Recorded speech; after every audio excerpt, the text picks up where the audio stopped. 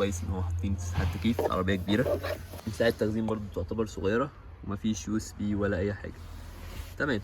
نفق الفتيس يعتبر صغير نسبيا، يعني ممكن حد تالت يجي جنبي ما عنديش مشكله خالص. برضو التكشر اللي موجود هنا ده حلو قوي، مريح، بياخد ويدي.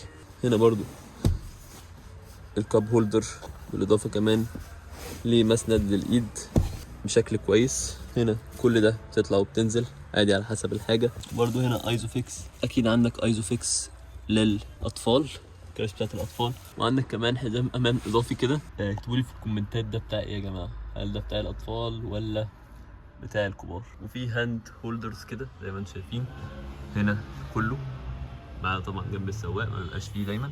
وفي فتحه بانوراما حلوه جدا واصله لحد الكنبه تقريبا. بالنسبه بقى لمقدمه السياره او التصميم الداخلي داخل مقدمه